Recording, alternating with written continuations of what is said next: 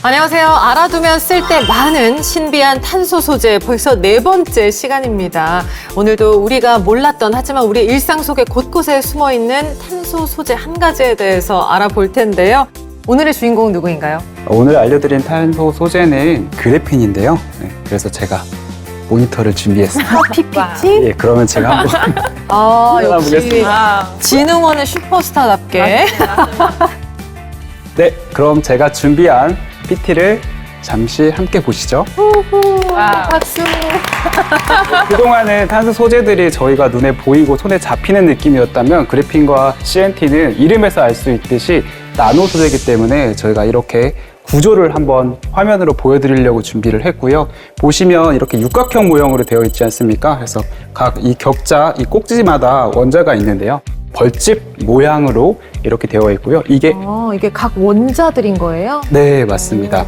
실제로 완벽하게 한 장을 떼어내기는 어려운 부분이 있어서 여러 층으로 실제로는 활용이 되고 있습니다. 예쁘다. 크리스마스 카드처럼 생겼어요. 저 사진 근데 뉴스에서 본 것 같아요. 크리스마스 트리로 덴마크 공대에서 그래핀으로 만든 크리스마스 트리입니다. 그래서 이게 세상에서 제일 얇은 크리스마스 트리다 이런 별명이 있던데 네, 그래핀으로 맞습니다. 만들어서 네, 그래서 플라스틱 필름 위에다가 그래핀을 얇게 해가지고 여기 길이가 14cm 그리고 이게가 0.3 나노미터 정도 됩니다. 근데 0.3 나노미터면 뭐 얼마나 얇은 거예요? 저는 사실 0.3 밀리미터라고 해도 아주 얇다고 생각하거든요. 네, 그래서 제가 준비를 했는데요. 네, 이분이 맨체스터 대학교 교수님인데 2004년도에 가장 얇은 그래핀을 발견을 해가지고 나중에 노벨상까지 받게 되셨는데요. 엄청난 발견이었구나 이게. 이렇게 얇게 하는 게. 네, 이게 발견한 게 정말로 엄청나게 과학적으로 복잡한 방법이 아니라 네. 흑연을 스카치 테이프로 뗐다 붙였다 뗐다 붙였다 이게 될까 했는데 그게 실제로 된 거죠. 네, 저렇게 이런 식으로 만들었다고요? 해서 저희가 맨 처음 봤던 그 구조처럼 완벽한 한 층은 안 되지만 과학자들이 이야기하기로는 세상에서 가장 저렴한 방법으로 노벨상을 수상하게 된 그런 사례라고 알려지기도 했죠. 자, 그러면 엄청 얇은 소재라는 건 이제 우리가 다 알잖아요. 근데 왜 이렇게까지 얇게 만들어야 되느냐? 이렇게 얇게 만든 그래핀은 어떤 특성이 있고 어디에 사용될 수 있느냐가 이제 제일 궁금해하실 것 같아요. 네, 그래서 강철보다 200배 강하고요. 그리고 다이아몬드보다 2배 이상 높은 열 전도, 그리고 실리콘 소재보다 전화 이동도가 월등하게 높습니다. 뭔가 신소재이고 노벨 물리학상을 받을 정도로 이 발견이 앞으로 산업에 미칠 영향이 크다는 것 같은데요. 실제로 어디에 쓰이는 거예요? 일단 이 화면을 준비해 드린 게 사실 이렇게 디스플레이에도 앞으로는 그래핀이 활용될 수 있고 플렉시블하게 하는데 중요한 역할을 할 수 있습니다. 그래핀이 주로 뭐 디스플레이, 터치스크린 이런 곳에 사용되는 것 같은데 제가 확인을 좀 해보니까 전기차에도 많이 쓰인다고 하더라고요. 방열판으로도 활용이 되고요. 그리고 또 전기차 안에 많은 전기 전선이라든지 이런 것들이 간섭 현상이 일어날 수 있는데 그거를 전자파를 차폐하는 역할로도 활용이 됩니다.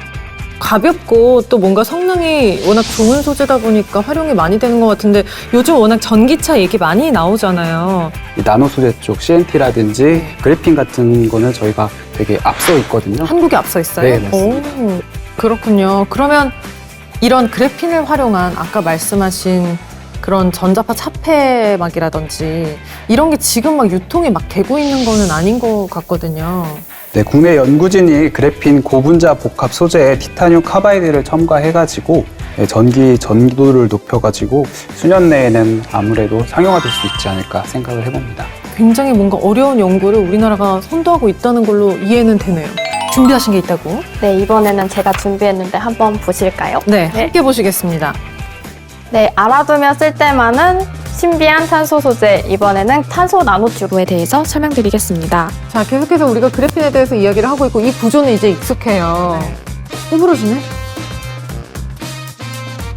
네, 이거 탄소 나노튜브 CNT라고 하는데요. 말 그대로 이제 탄소 원자로 구성된 매우 작고 얇은 튜브 형식의 물질로 보시는 것처럼 그래핀을 돌돌 말아놓은 형상입니다.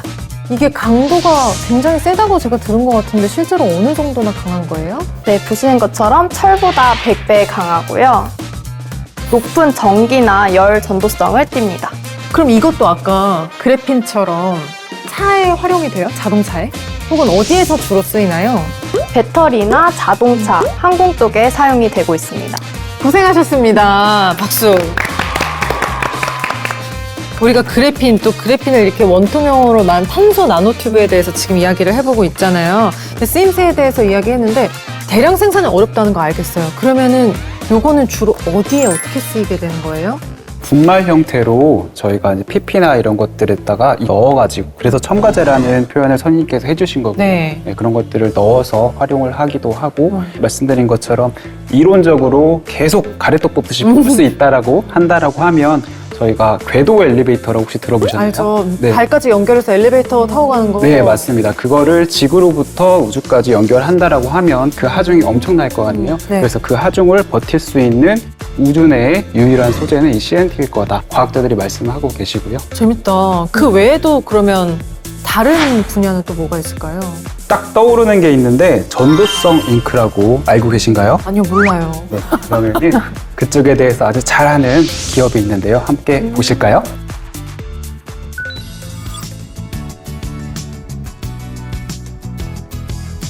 전도성 잉크는 구리 페이스트나 실버 페이스트처럼 말 그대로 전기가 잘 통하는 그런 잉크를 전도성 잉크라고 합니다. CNT나 그래핀 같은 파우더 상태에서 이론적으로 굉장히 전기가 잘 통하는 물질로 알려져 있습니다. 구리보다도 오히려 더. 그런데 이것들을 잉크화하지 않으면 재료로서 사용하기가 어렵게 돼 있고요. 이것은 탄소 나노 튜브라고 합니다. 그런데 이것들이 사이즈가 나노 사이즈로 굉장히 작은 입자로 되어 있어서 잘 뭉쳐지거나 하지 않습니다. 그런데 저희가 전자재료로서 태양광 패널이나 터치 패널이나 이런 데 사용하기 위해서는 이렇게 잉크화를 해줘야 되는데요. 따라서 이 파우더를 용매, 물 이런 데다가 잘 분산을 해서 이런 잉크를 만들어주는 과정이 반드시 필요하다고 할 수 있겠습니다. 네, 그래핀과 탄소 나노튜브에 대해서 우리가 지금 알아봤는데 저는 지금까지 다뤘던 소재 중에 이 두 가지가 가장 핫한 것 같아요. 탄소 산업 중에서도 뭔가 뉴스도 많이 나고 좀 구조도 신기하고 이런 것 같습니다. 오늘 시간이 여러분들께도 이 그래핀 또 탄소 나노튜브에 대해서 많은 지식이 전달되는 그런 시간이었으면 하는 바람도 좀 있습니다. 자, 오늘도 알차고 좋은 정보 모아서 전해드렸는데요. 아쉽지만 오늘은 여기서 마무리해야겠습니다. 세 분이 오셨습니다. 세 분이 진흥원에서 막 멘트를 많이 준비하셨더라고요, 여러분. 마무리 멘트 한번 들어보겠습니다. 구독! 좋아요, 알림 설정, 마무!